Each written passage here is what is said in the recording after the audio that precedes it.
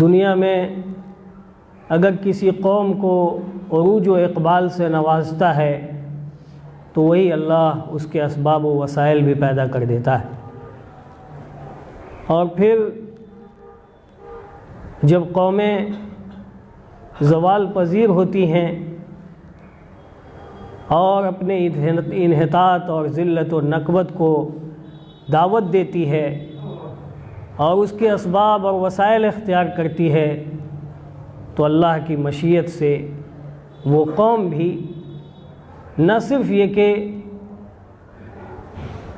انحطاط اور زوال کا شکار ہوتی ہے، بلکہ ذلیل اور رسوا ہونے کے ساتھ ساتھ اس کا وجود بھی ختم ہو جاتا ہے۔ اور قرآن کریم کے اندر اللہ رب العالمین نے اس کی بہت ساری مثالیں پیش کی ہیں۔ آپ قرآن پڑھیے، اندازہ ہوگا کہ کتنی قومیں دنیا کے اندر آئیں اور چلی گئیں۔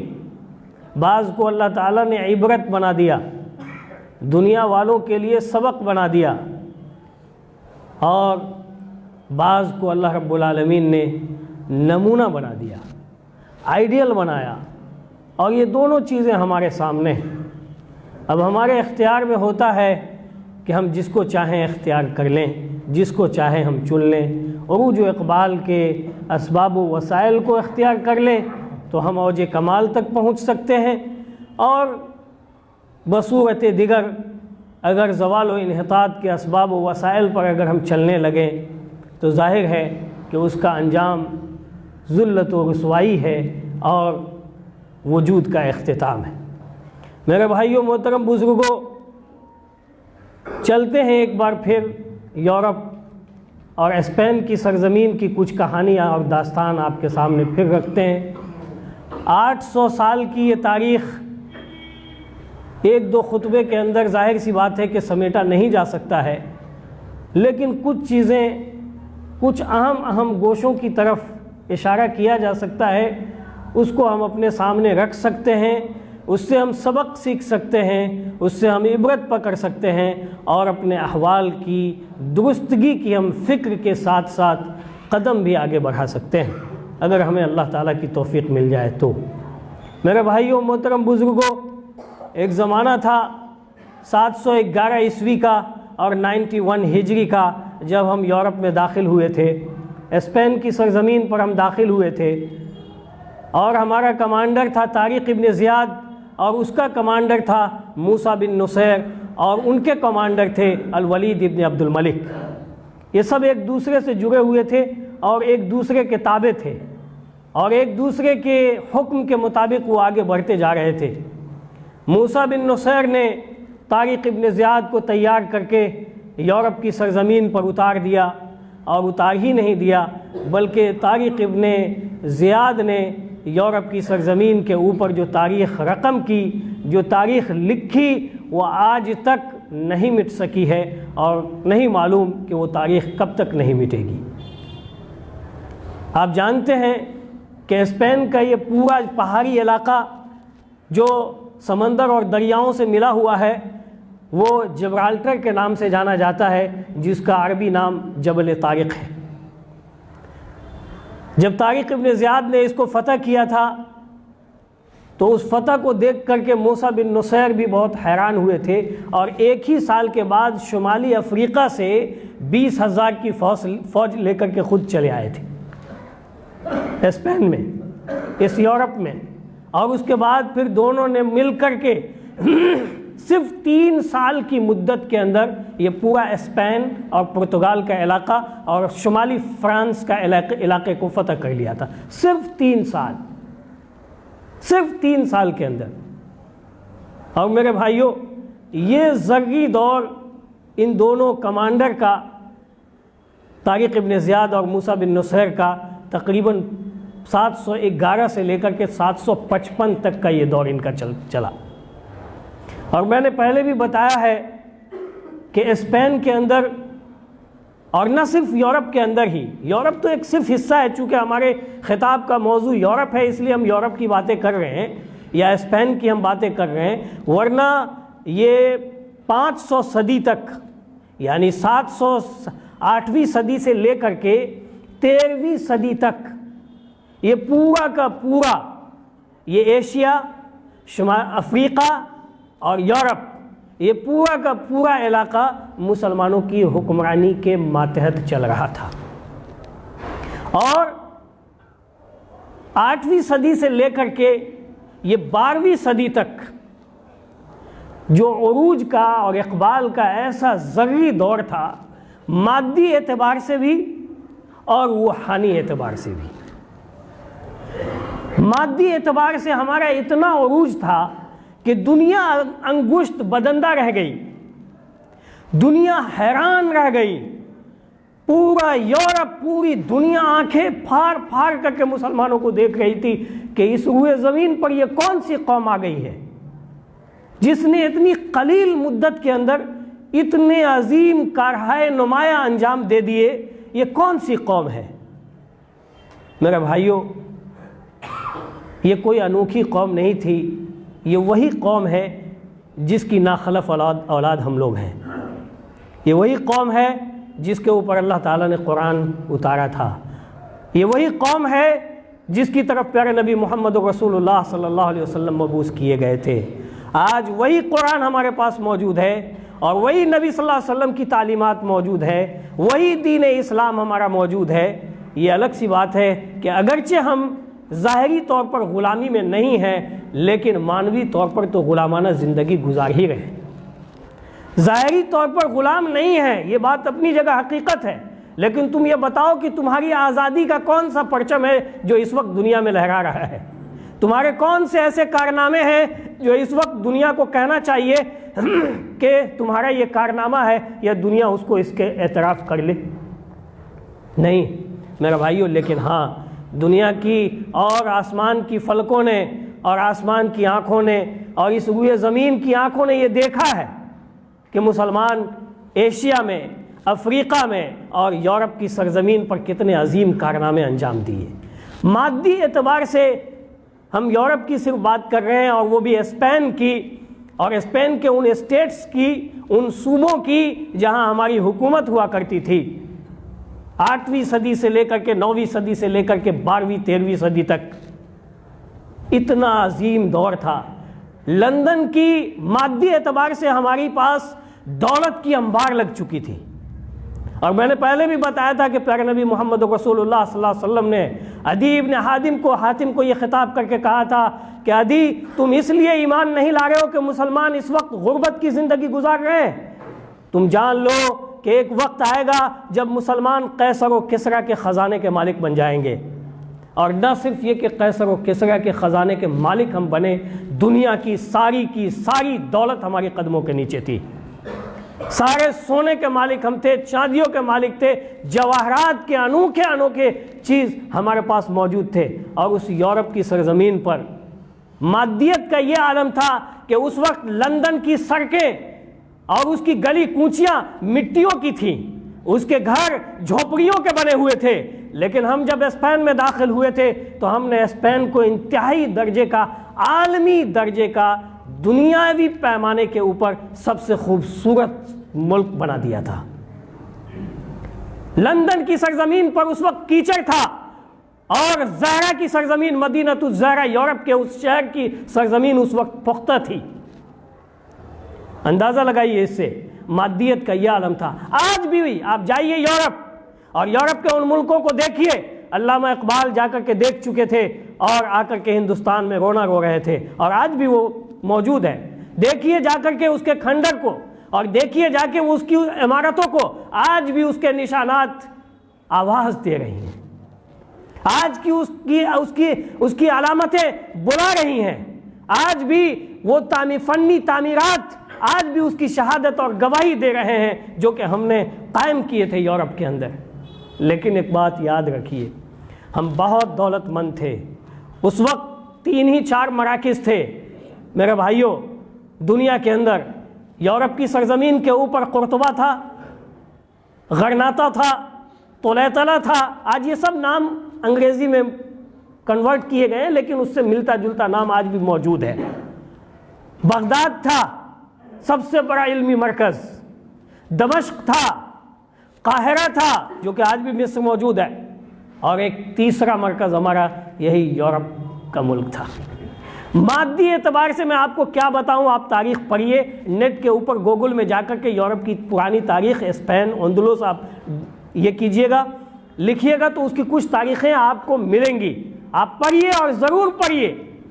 میں جو باتیں آپ کو بتا رہا ہوں وہ کچھ کتاب کی ہیں اور کچھ میں نے گوگل سے مطالعہ کرنے کے بعد آپ سے خطاب کر رہا ہوں، اس لیے آپ پڑھیے۔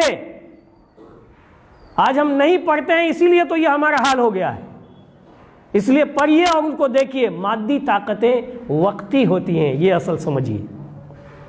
مادیت کے طور پر مجھے نہیں معلوم کہ مسلمانوں سے زیادہ کسی قوم کے پاس دولت رہی ہوگی، لیکن اس دولت نے ہمارا کیا کیا؟ دنیا کے سامنے ایک مدت تک ہم چھائے رہے، دنیا کے سامنے ہماری طاقت کا شور شرابہ تھا، دنیا کے اوپر ہماری حکمرانی تھی، لیکن آپ جانتے ہیں کہ مادیت کی زیادہ عمر نہیں ہوتی ہے، معنویت کی عمر ہوتی ہے۔ اور ہم اتنی لمبی مدت تک، 800 سال تک، 1000 سال تک جو دنیا کے اندر ہم حکمرانی کرتے رہے ہیں، وہ صرف مادی قوت اور طاقت کا نتیجہ نہیں تھا، بلکہ وہ معنوی قوت اور طاقت کا نتیجہ تھا۔ اور آج کے خطاب کا ہمارا موضوع در حقیقت یہی ہے کہ یورپ کی سرزمین پر، اسپین کے اندر ہم نے معنوی قوتیں کیسی پیدا کی تھیں، آج بھی اس کے اثرات موجود ہیں اور پوری دنیا کے اندر موجود ہیں۔ ہم نے جو علمی کارنامے انجام دیے تھے، ہم نے جو تحقیقی کارنامے انجام دیے تھے، ہم نے جو سائنس و ٹیکنالوجی کی ایجادات کی تھی اور اس کی جو رہنمائی ہم نے دنیا کو پیش کی تھی، آج بھی وہ موجود ہے، آج بھی دنیا اس سے رہنمائی لے رہی ہے اور اس کے بغیر اس کا کوئی چارہ کار نہیں ہے۔ یہ ہماری معنوی قوت ہے میرے بھائیوں، کہ ہم زوال پذیر ہونے کے باوجود بھی ہماری علمی، تحقیقی، سائنسی اور اکتشافی اور ایجادی جو کاوشیں ہیں وہ آج بھی دنیا کے اوپر سر چڑھ کر کے بول رہی ہیں۔ لیکن ہائے پیدرم سلطان بود کی دور میں ہم چلے گئے کہ ہمارے باپ دادا سلطان ہوا کرتے تھے، ہمارے باپ کے پاس 12 بیگھہ میں پودینہ ہوا کرتا تھا، ہمارے باپ کے پاس ہزاروں ہاتھیاں ہوا کرتی تھیں، اس دور میں ہم چلے گئے۔ ہمارے پاس کیا ہے وہ تو ہم کبھی جائزہ لے لیں کہ ہم نے کیا کر رکھا ہوا ہے۔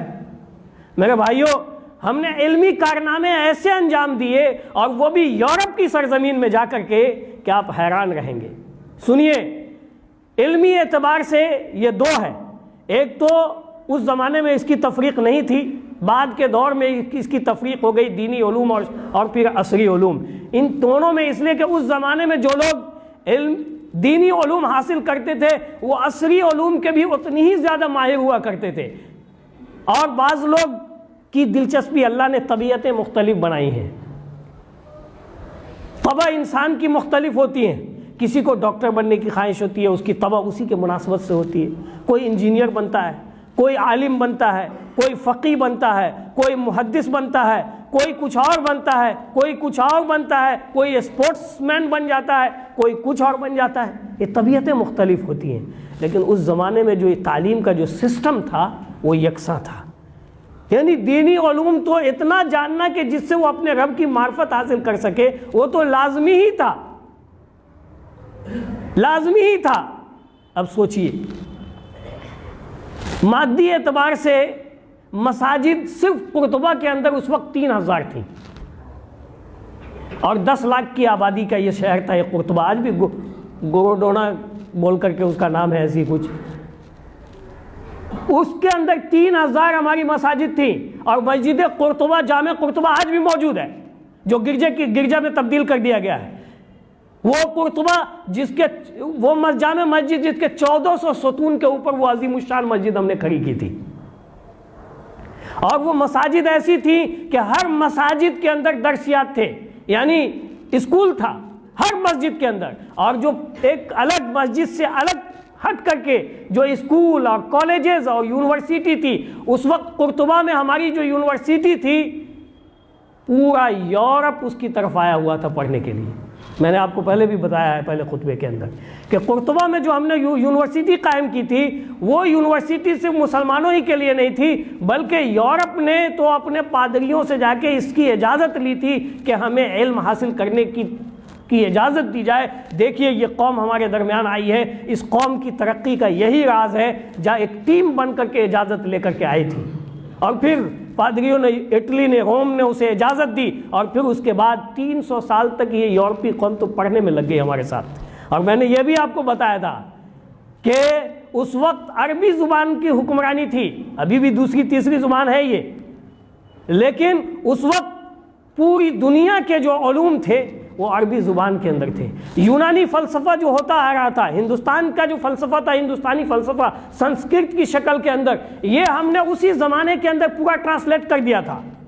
بغداد کے اندر ہندو اسکالرز کو بلا کر کے ہم نے ٹرانسلیٹ کر دیا تھا سنسکرت کی، اور البیرونی، ابو ریحان البیرونی نے سنسکرت زبان سیکھ کر کے کتاب الہند بول کر کے لکھا، جو آج بھی ہندوستان کی مختلف لائبریریوں کے اندر موجود ہے، کتاب الہند بول کر کے۔ اس کا اردو ترجمہ بھی ہے، انگریزی ترجمہ بھی ہے، مستشرقین نے ترجمہ کیا۔ یہ ہمارے کارنامے تھے۔ یورپ کی سرزمین پر ہم جب پہنچے تو ہم نے کیا کیا کارنامے انجام دیے، آئیے تھوڑا علمی اعتبار سے باتیں کرتے ہیں۔ یہ مادی اعتبار کی باتیں تو جانے دیجیے، اب وہ کھنڈر ہو گیا، اس کے تو کوئی مطلب ہی نہیں ہے، لیکن وہ جو ہم نے مانوی خدمات انجام دی تھیں، جو علمی کارہائے نمایاں انجام دیے تھے، ہم نے جو سائنسی خدمات پیش کی تھی، ہم نے جو ایجادات اور اکتشافات کی رہنمائی دنیا کو دیا تھا، وہ آج بھی ہمارے پاس موجود ہے۔ صرف ضرورت اس بات کی ہے کہ ہم لے کر کے کھڑے ہو جائیں۔ آج بھی ہم کسی کے محتاج نہیں بنیں گے، ہم کھڑے تو ہو جائیں، چاہے وہ میڈیکل سائنس کا میدان ہو، چاہے وہ انجینئرنگ کا میدان ہو، چاہے وہ کوئی فزکس کا میدان ہو، چاہے وہ کیمسٹری کا میدان ہو، جو بھی میدان ہو، اس کے موجد تو ہم ہی ہیں، اس کے کارہائے نمایاں انجام تو ہم نے دیے تھے، اور آج بھی وہ کتابوں کی شکل کے اندر موجود ہیں۔ آئیے پہلے دینیات سے شروع کرتے ہیں۔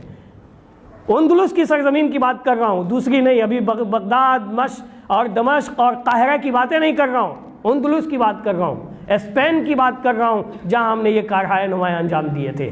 جب ہم نے اسپین کو فتح کیا تھا تو ایسے علمی دریا ہم نے بہائے، ایسا سمندر بہایا اسپین کے اندر کہ دنیا حیران رہ گئی، اور اس وقت دنیا کی سب سے بہترین یونیورسٹی قرطبہ کے اندر موجود تھی۔ اور دینی خدمات کے اعتبار سے ہمارا یہ حال تھا کہ ہم یورپ سے، اسپین سے سفر کر کے شمالی افریقہ سے سفر کر کے دمشق سے سفر کر کے ہم بغداد پہنچے، اور مدینہ پہنچے، مکہ پہنچے، اور یہاں جو قرآن کی خدمات تھی، قرآن کی تفسیریں تھیں، نبی صلی اللہ علیہ وسلم کی حدیثیں تھیں، ان تمام کو لے کر کے ان اندلسیوں نے، قرطبیوں نے، غرناطیوں نے، اشبیلیوں نے، مجرتیوں نے، ان تمام لوگوں نے لے جا کر کے یورپ کو بھر دیا۔ بقی ابن مخلد کے بارے میں آتا ہے، سیرت نگار لکھتے ہیں اس کی سیرت کے بارے میں، جو کہ اندلسی تھا، جو کہ قرطبی تھا، بقی ابن مخلد، جس نے پیدل سفر کر کے، آپ سوچ لیجئے سبحان اللہ، 30 سال کی مدت اس نے گزاری حدیث کی خدمات میں۔ مصر گیا، بغداد گیا، دمشق گیا، مکہ گیا، مدینہ گیا، اور وہاں سے حدیث کا سارا ذخیرہ اٹھا کر کے وہ لے کر کے چلا ہے یورپ۔ اور اسی کے زمانے میں آپ سوچئے، اسی کے زمانے میں یہ اسپین جو ہے دارالحدیث کے نام سے جانا جاتا تھا۔ بڑے بڑے محدثین بھی پیدا ہوئے، اسی لیے بقی ابن مخلد کے بارے میں کہا جاتا ہے کہ اس کی جو مسند تھی، حدیث کی کتاب، اس کی جو مسند تھی وہ امام احمد ابن حنبل کی مسند امام احمد بن حنبل کے مقابلے میں سب سے بڑی تھی۔ لیکن آپ کو جان کر افسوس ہوگا کہ یہ مسند غائب ہو گئی۔ مجھے لگتا ہے کہ اس کے غیاب کی وجہ جو ہے وہ زوال کا زمانہ رہا ہوگا، جس زمانے میں زوال آیا اور ہماری لائبریریاں یورپ میں جلائی گئیں، ہماری لائبریریوں کو سمندر برد کیا گیا، شاید اسی میں یہ مفقود ہو گئی۔ لیکن کتنا مفقود کرو گے؟ یہ جب ہمارا زوال آیا تھا تو اس عیسائیوں نے ہماری مذہبی کتابوں کو دریا برد کر دیا تھا، جلا دیا تھا، اور ہماری جو سائنس اور ٹیکنالوجی کی ساری کتابیں تھیں وہ ساری خود لے لی تھیں، وہ ساری کی ساری لے لیں انہوں نے، اور اپنے یہاں محفوظ رکھا، اس کے ترجمے کیے، اس کو بیس بنایا، اس کو بنیاد بنایا اپنی ترقی کا، اور آج یورپ دیکھیے 400-500 سال کے اندر پوری دنیا کے اندر اپنی حکمرانی قائم کر لیا، اور اس کا اعتراف ہے، یورپ کو اس بات کا اعتراف ہے کہ اگر مسلمان یورپ کی سرزمین پر نہیں آیا ہوتا تو یورپ کی یہ ترقی ہو نہیں سکتی تھی، احسان مانتا ہے۔ اور اسی لیے میں نے آپ کو بتایا ہے کہ مسلمانوں کی تاریخ میں بڑے انصاف کے ساتھ کچھ یورپین مورخین نے ساری چیزیں لکھی ہیں، ساری چیزیں لکھی ہیں۔ حدیث کی خدمت کا یہ عالم تھا، اس وقت موطا لکھی جا چکی تھی، بخاری لکھی جا چکی تھی، مسلم لکھی جا چکی تھی، ابو داؤد لکھی جا چکی تھی، اور اس کے بعد بھی میرے بھائیوں یورپ کے اندر ان کتابوں کے اوپر، ان حدیث کی کتابوں کے اوپر کام ہوا۔ اور امام ابن عبد البر جو ایک اوتھینٹک نام ہے، بہت ہی اسلامی تاریخ کا اور فقہ کا یہ بہت ہی معتبر نام ہے، اور فقہ مالکیہ کے اندر ان کی کتاب جو ہے مرجع اور مصدر کی حیثیت رکھتی ہے، کتاب التمہید، جو امام مالک رحمہ اللہ کی کتاب المعطا کی تشریح لکھی، انہوں نے کتاب التمہید کے نام سے۔ یہ قرطبی تھے، یورپین تھے، عربی النسل تھے، لیکن یورپ میں جا کر کے رہے تھے اور ان کی پیدائش وہیں ہوئی تھی۔ یہ یورپین تھے، یہ اسپینی تھے، جنہوں نے اتنا عظیم کارنامہ انجام دیا۔ 26 جلد میں یہ کتاب التمہید آج بھی موجود ہے، آج پڑھنے والا نہیں ہے، پڑھنے والا نہیں ہے، جو ہمارے اسلاف نے لکھا ہے۔ اس کے بعد انہوں نے 30 جلد کے اندر استذکار لکھا امام ابن عبد البر نے، اور ان کی ایک چھوٹی کتاب اور بڑی جامع کتاب ہے جامع بیان العلم و فضلہ۔ جامع بیان العلم و فضلہ میری محبوب ترین کتابوں میں سے ایک کتاب یہ ہے، جس کو میں مطالعہ کیا کرتا تھا، جامع بیان العلم و فضلہ، یہ ابن عبد البر کی کتاب ہے۔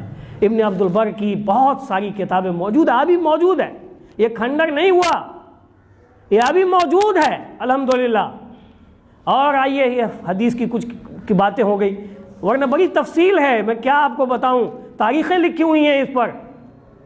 تفسیر کی کتاب میں آئیے، آپ نے قرطبی کا نام سنا ہی ہے، تفسیر قرطبی مشہور ہے، تفسیر قرطبی یعنی تفسیر کی ان چند کتابوں میں یہ ایک کتاب ہے متقدمین میں سے جو مرجع اور مصدر کی حیثیت رکھتی ہے۔ جو بات اگر کہیں نہ ملے تو قرطبی کی طرف رجوع کر جائیے، کہیں نہ کہیں کچھ نہ کچھ آپ کو وہاں مل جائے گا۔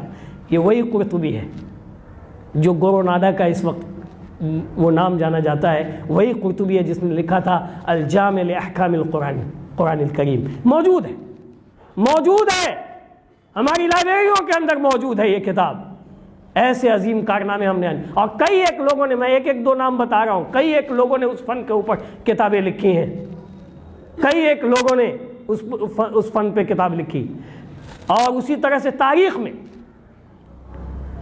میں کتاب لکھی، ابن رشد کی تاریخ میں کتاب ہے اندلس کی تاریخ کے بارے میں، ابن فرزی کی کتاب ہے تاریخ علماء اندلس، تقریباً 150 علماء جو ہر طرح کے علماء ہیں، فن حدیث کے، فن تفسیر کے، فن تاریخ کے، سمجھ رہے ہیں، اور علم کیمیا کے، فزکس کے، کیمسٹری کے، میڈیکل سائنس کے، سب کے موجود ہیں۔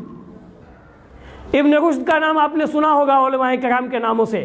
یہ ابن رشد ایسا ماہر شخص تھا، یعنی علمی شرعی علم کے اعتبار سے فقہ کے اندر بڑی زبردست اس کو مہارت تھی، اور اس کے بعد اس وقت کا یہ بڑے فلسفیوں میں سے تھا، یونانی فلسفہ کا یہ بہت بڑا ماہر تھا، ارسطو کے فلسفہ کا شارح تھا۔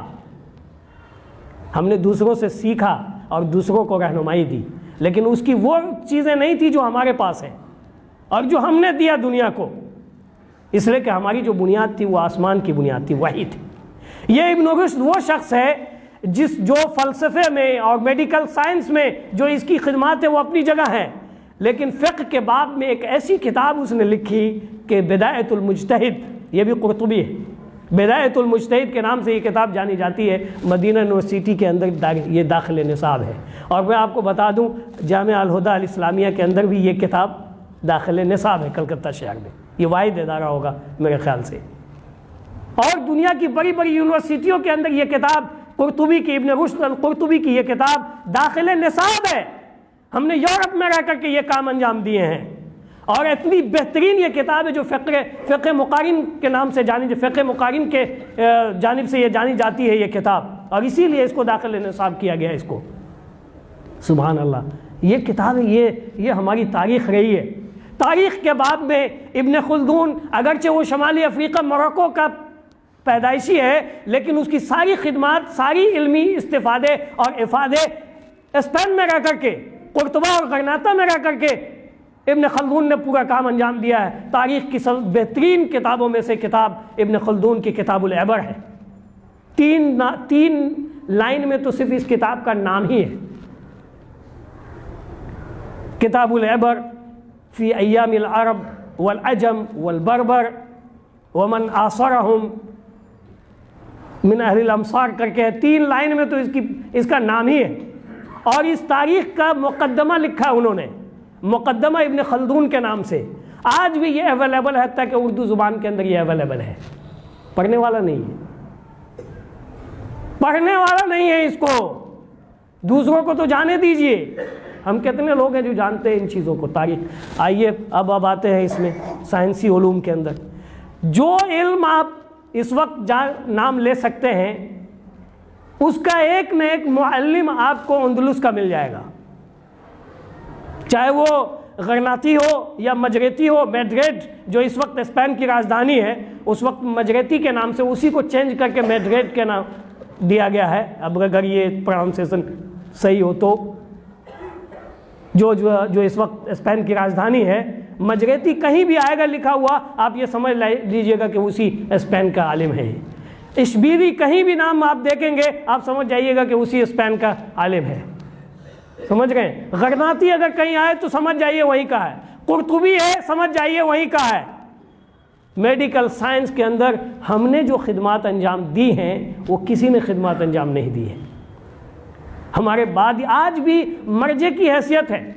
یہ ابو القاسم الزہراوی، میڈیکل سائنس کا اتنا بڑا نام، جو آج بھی ہم نہیں جانتے، الگ سی بات ہے. ہو سکتا ہے میڈیکل سائنس کے لوگ جانتے ہوں گے اس کو، اور یورپین تو اس کی کتاب کا ماہر ہے. اس کی کتاب التصریف لمن عجز عن التعلیف عربی میں لکھی ہوئی ہے. ہم نے اس وقت عربی میں یہ ساری کتابیں لکھی تھیں.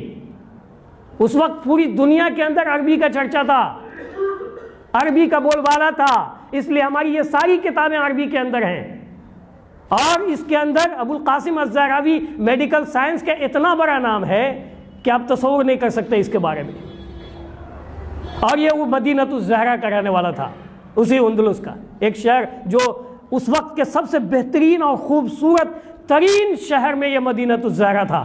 اس کا نام ہی آتا ہے شاندار شہر. آج بھی تاریخ کے اندر یہ چیزیں موجود ہیں. اس میڈیکل فیلڈ سے یہ نام اتنا معتبر نام. اس کی کتاب کے اندر آنکھ، ناک، کان، جبڑا، گلا، یہ ساری چیزیں ہیں. اور فادر آف سرجری کہا جاتا ہے. میڈیکل کے لوگوں سے پوچھئے گا کہ اس دنیا کے اندر فادر آف سرجری کون ہے، سمجھ گئے، تو یہ ابو القاسم الزہراوی کا نام آئے گا.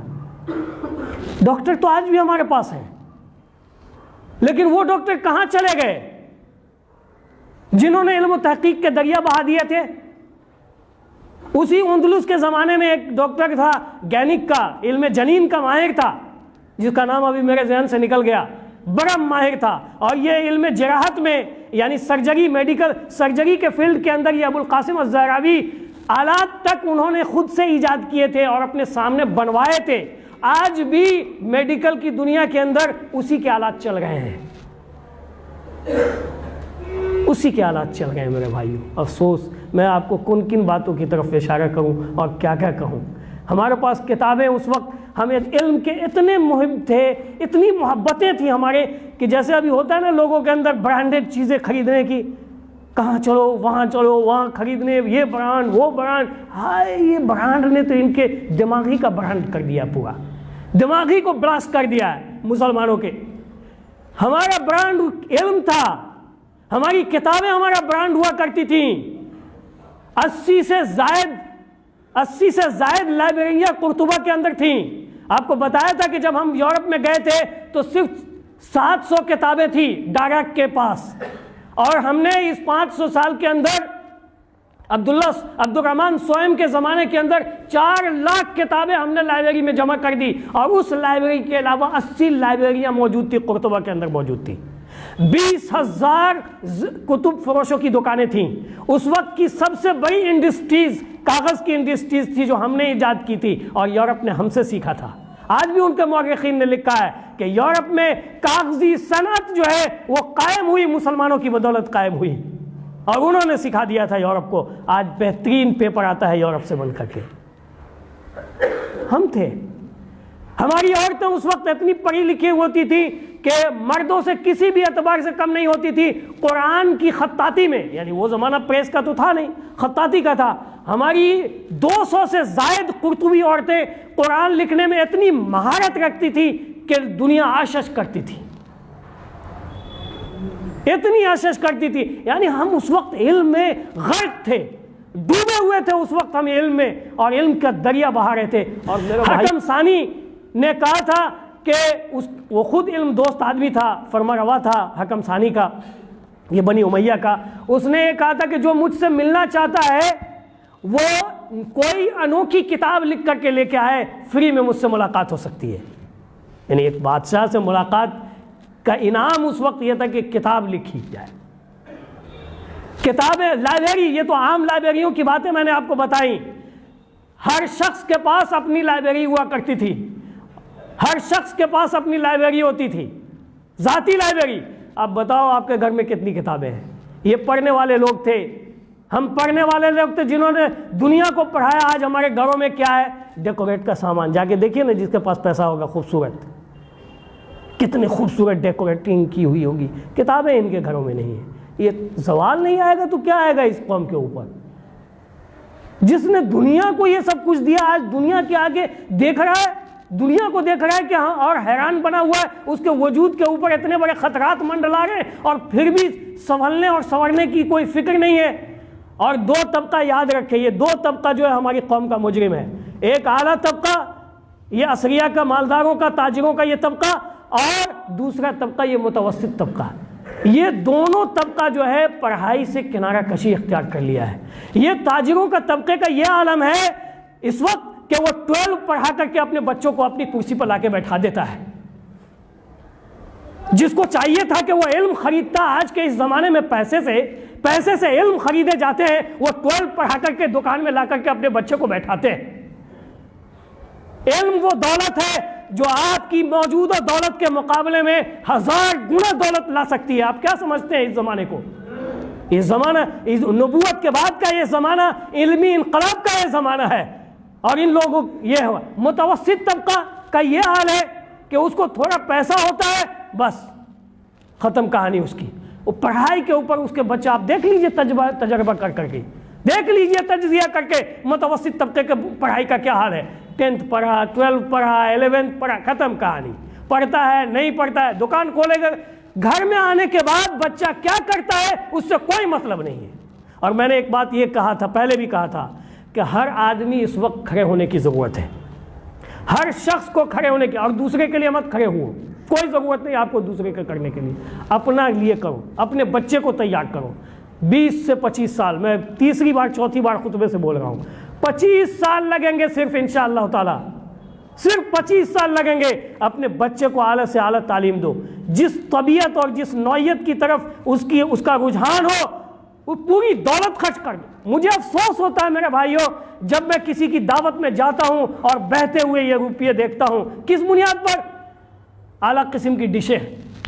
ارے ہماری اعلیٰ قسم کی کتابیں ہوا کرتی تھیں، یہ اعلیٰ قسم کی ڈش نہیں ہوتی تھی ہمارے پاس، ہوتی تھی، وہ تو ہوتی، وہ اس کا کوئی مطلب ہی نہیں تھا ہمارے لیے۔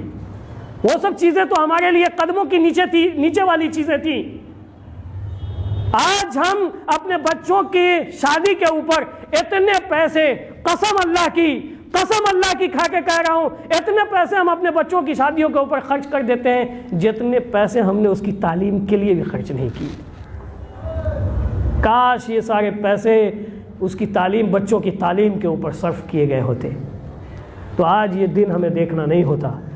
ہم نے ایک شاہین باغ ہمیشہ یاد رکھو، یاد بھولنا مت، وہ احتجاج بھولو مت۔ ایک وہ احتجاج وہ بھی تھا جس نے تمہارے سامنے نہ صرف فائدہ لے کے آیا، کوئی فائدہ لے کے تو آیا نہیں، لیکن ہزاروں نقصانات تمہارے سامنے آ گئے۔ دوسرا احتجاج صرف 1 سال کے اندر ہے، اور وہ ہے پنجاب کا ہے احتجاج، جو صرف اپنے پیچھے فائدے ہی فائدے لیے ہوا ہے۔ یہ 2 قوموں کا احتجاج اس وقت بالکل روز روشن کی طرح آیا ہے۔ اس کی وجہ کیا ہے؟ یہ تمہاری طاقت ہے، یہ تمہاری کمزوریاں ہیں، یہ ہماری کمزوریاں ہیں، جس نے ہمارے روب کو اٹھا دیا کسی قوم سے۔ یہ وہی قوم تھی جس کے دل و دماغ پر ہم چھائے ہوئے تھے، جس کو دلوں میں ہمارا روب تھا۔ ہم داخل ہوتے تھے تو یہ ہم سے سمجھوتا کر لیا کرتے تھے۔ ہم نے فتح ایسے تھوڑی نہ کیا، روب سے کیا، ہم نے جنگوں سے نہیں کیا۔ ہم نے تاریخ الٹ کر کے دیکھ لو، سب لوگوں نے ہم سے صلح کی تھی۔ اور پھر آپ سوچیں گے کہ اندلس پورا مسلمان کیوں نہیں ہو گیا؟ ہمارے اسلام میں ہے ہی نہیں ویسا زبردستی اسلام کرنے کا۔ ہم تو مذہبی رواداری میں رہتے ہیں، ہم تو ساری قوم کو اس کو آزادی دیتے ہیں۔ ہم تو صرف دعوت اور دین کا کام، ہم نے دعوت اور دین کا کام چھوڑ دیا۔ علمی ترقی ہم نے چھوڑ دی، علم سیکھنا چھوڑ دیا، پڑھنا لکھنا چھوڑ دیا۔ تب تو 2.5% ہم کی نہیں سے گریجویٹ کے خوشحال لوگوں میں ہم لوگوں کا شمار ہوتا ہے۔ لے کے بیٹھے 4 آدمی، جس میں 50 آدمی میں 4 آدمی گریجویٹ نکلا۔ ہم کا یہ حال ہے ہم لوگوں کا۔ اب آپ اس سے اندازہ لگاؤ کہ جن خوشحالوں کا یہ حال ہے، جس کو جو گھر بنا کر کے فخر کر رہا ہے، جو گاڑیوں پر چڑھ کر کے فخر کر رہا ہے، اس کے علم کی حالت یہ ہے۔ آپ قوم کے غریبوں کی حالت کیا پوچھو گے؟